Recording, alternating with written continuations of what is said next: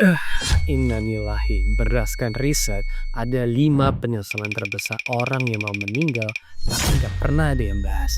Bronnie Ware, suster di Australia, bikin buku ini. Abis denger penyesalan dari ratusan pasien yang sekarat. Lo mungkin punya kenalan yang sekarang tiba-tiba meninggal.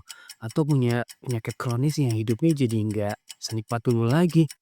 So, kalau lu ngerasa hidup lu gitu-gitu aja, gua garansi abis nonton video ini, lu bakal pikir ulang semuanya sebelum terlambat.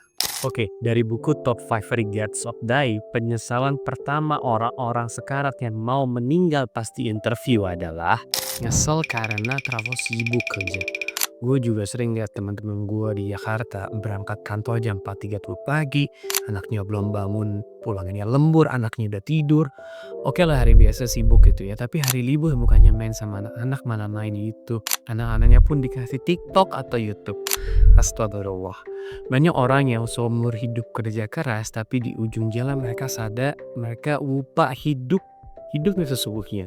Orang-orang yang mau meninggal ini pas di interview bilang, aku kerja terlalu banyak, nggak punya waktu buat keluarga. Duit ada sih, tapi momen-momen sama anak-anak nggak bisa dibeli lagi. Anak-anak udah pada gede, udah nggak mau main bareng lagi. Aku capek, tapi nggak pernah bisa dan berani untuk berhenti. Mereka habiskan waktu terbaik hidup mereka di kantor, di HP mereka, bukan benar-benar di rumah. Dan pas mereka udah tua, mereka baru sadar anak-anaknya udah gede, pasangannya udah jauh, orang tua udah nggak ada, makanya kerja keras itu emang penting. Tapi jangan sampai lupa, hidup itu lebih dari sekedar kerja.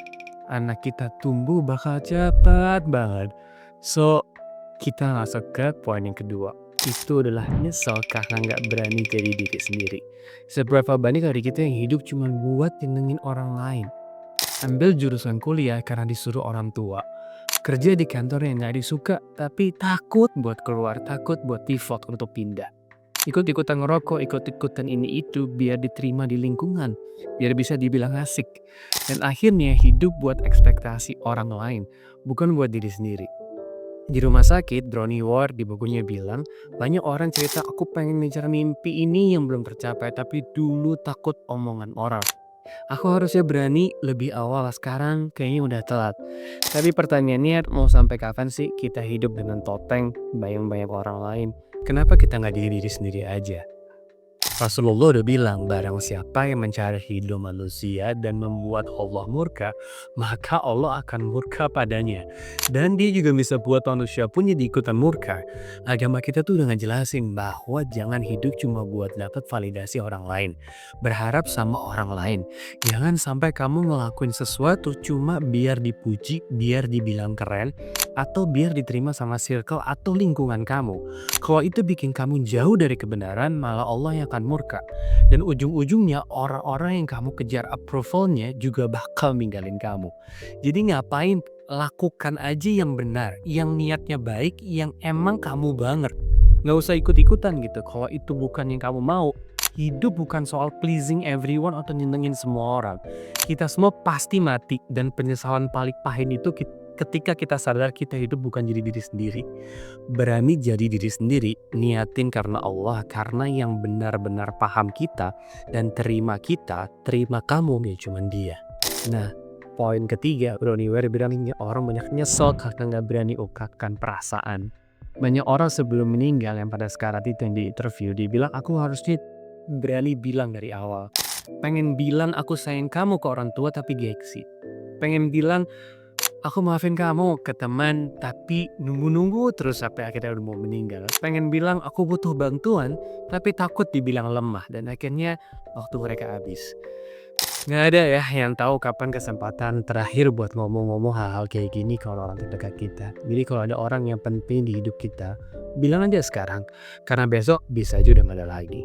Yang keempat, orang-orang ini nyesel nggak menjaga hubungan dengan orang-orang terdekat nih.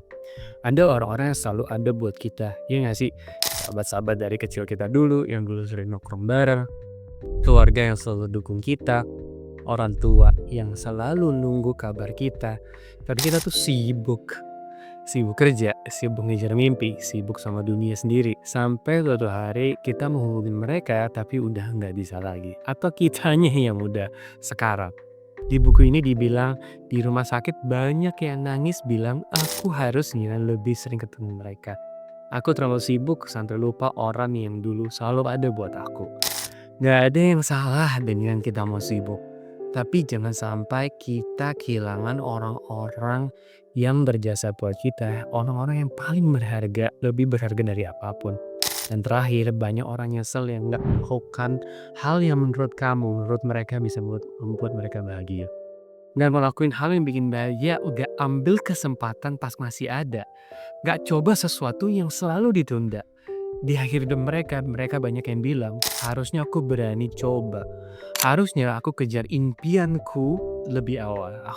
Aku kira masih ada waktu, tapi ternyata waktu itu udah habis. Selalu ada alasan buat menunda sesuatu yang kita pengen lakukan dari dulu. Tapi kalau kita nunggu terus, kapan sih kita mulainya? Barang siapa mencari ridha Allah meskipun manusia tidak suka, maka Allah akan cukupkan ia dari keperluan terhadap manusia. Nah, jangan sampai kamu nyesel nggak ngelakuin hal yang kamu yakini baik buat kamu, yang kamu pengen banget lakuin, tapi nggak dilakukan karena takut dikatain, takut manusia lain bilang apa. Hidup lo bukan buat memuaskan ekspektasi orang lain. Lakukan yang bener, yang lo mau, yang lo yakin. Ridho Allah tuh lebih besar dari omongan-omongan orang di sekitar kita. Karena ujung-ujungnya cuma Allah yang bakal cukupin semuanya. So, ya, di bulan yang penuh berkah ini kalau teman-teman ada yang mau bikin YouTube channel, jadi penyanyi, pindah kerja, coba olahraga baru, katakan cinta sama keluarga, kuliah lagi, yuk kita coba aja nggak usah pedulin apa kata orang. Karena Allah bilang setiap yang bernyawa pasti akan mati. Jadi let's live life to the fullest. Tapi kalau teman-teman mau tahu 10 buku yang bisa rubah hidup gua, please klik di sini. Dan kalau mau tahu cara investasi halal, bisa klik video yang satu ini. Thanks for watching guys. Keep look out to your loved one. Mudah-mudahan teman-teman selalu dilindungi Allah. Sampai ketemu lagi. Thanks for watching. Ciao.